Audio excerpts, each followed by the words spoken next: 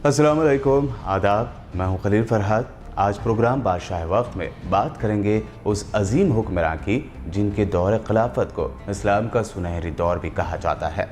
बात करेंगे उस खलीफा की जिनका जिक्र अलिफ लैला की दास्तानों में भी आया है। बचपन में हमने भी कई मरतबा उनका नाम सुना। जी हाँ, आज बात करेंगे उस खलीफा की जो रातों में भेस बदल कर गलियों में आवाम के मसाइल जानने के लिए चक्कर लगाया करते थे, जिनका नाम है खलीफा हारून रशीद। खलीफा हारून रशीद की यौम पैदाइश के बारे में अलग अलग रिवायतें हैं। किसी ने 763 ईस्वी तो किसी ने 766 ईस्वी लिखा है। हारून रशीद ईरान के शहर रे में पैदा हुए। उनके वालिद मोहम्मद मेहदी और दादा अबू जाफ़र मंसूर अब्बासी एक बुलंद पाया शख्सियत के हामिल हुक्मरान थे।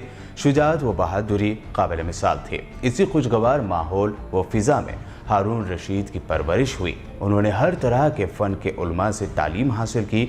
उन्हें लोग इश्क़ रसूल के लिए भी जानते हैं। तारीख़ुल खुलफ़ा में लिखा है कि हारून रशीद अपने दौर खिलाफत में जब तक जिंदा रहे सिवाय बीमारी के रोज़ाना 100 रकातें नमाज पढ़ते थे। उनकी नमाज क़ज़ा नहीं होती थी। जंग के ज़माने के बाद हज व ज़ियारत बैतुल्लाह से शर्फ़याब होते। एक ऐसे वक्त जब सल्तनत में बगावतें सर उठा रही थी, तब हारून रशीद खलीफा बने थे। उस वक्त उनकी उम्र सिर्फ 22 साल ही थी और जब उन्होंने खलीफा का तख्त संभाला तब उनकी बीवी जुबैदा बिन्त जाफ़र ने मामून रशीद को जन्म दिया। हारून रशीद ने सल्तनत में उठ रही बगावतों को अपनी सियासी हिकमत से बड़ी आसानी से दबा दिया। दमिश्क व सिंध के यमनी और मिस्री कबाइल की ख़ानदानी रंजिशों यानी नफ़रतों या अदावतों की जड़ें काट दी। बागियों के सर कुचले, रोमियों को उनकी औकात बता दी। इसी तरह उन्होंने बहुत से क़िले फतह किए और सल्तनत के दायरे को वसी किया जो कुस्तुनतुनिया तक फैल गया। लेकिन हाँ, जब उन्होंने अपने पुराने मोहसिन और खैर ख्वाह याहिया बिन खालिद बर्मिकी को वज़ारत सौंपी और फजल बिन याहिया और जाफ़र बिन याहिया को उनका नायब बनाया, तो ये सब सल्तनत पर इस तरह छा गए कि रियाया भी उन्हीं को बादशाह समझने लगे।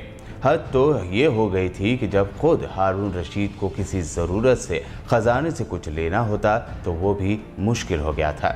हारून रशीद ने ऐसे हालात में खालिद बर्मिकी, फजल बिन याहिया और जाफ़र बिन याहिया को ठिकाने लगा दिया और फिर अपनी रहमदिली इंसाफ से 23 साल यानी सन 786 से सन 809 तक खिलाफत की।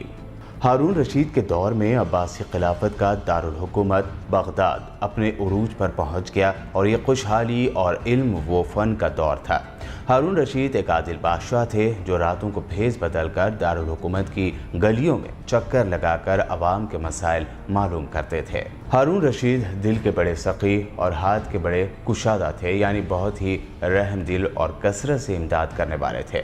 बेकसों, करीबों, बेवाओं और हाजतमंदों को गिरा कदर अतिया दिया करते थे। इमदाद की मुस्तहिक़ लोग उनके दरबार आते थे और हारून रशीद अल्लाह की दी हुई नियामतों को लोगों पर तकसीम करते थे, कभी खुफिया और कभी एलानिया।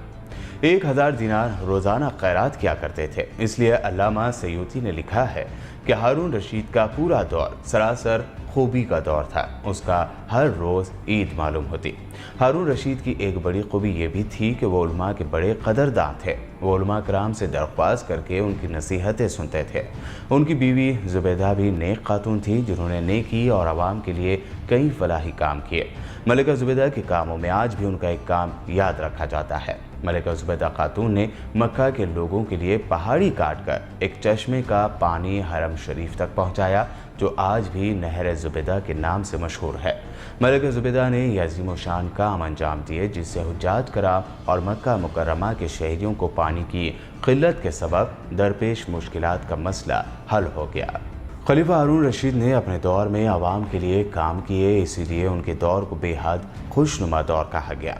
हालांकि इसके लिए खलीफा हारून रशीद ने दुश्मनान इस्लाम के ख़िलाफ़ अपनी बहादुरी के जौहर दिखाए और उन्हें उनकी औकात भी बता दी। उनके दौर में सल्तनत रोम, जिसे बाज़नतीनी सल्तनत भी कहते हैं, उसके ख़िलाफ़ जंग लड़ते हुए इस्लामी सल्तनत को न सिर्फ मजबूत किया बल्कि कई इलाक़े इस्लामी सल्तनत में उन्होंने शामिल कर लिया। खलीफा हारून रशीद ने बाज़नतीनी सल्तनत यानी सल्तनत रोम के खिलाफ 95,000 की फ़ौज की कमान संभाली, जो उस वक्त क्वीन एरिन के ज़ेर सरबराही थे।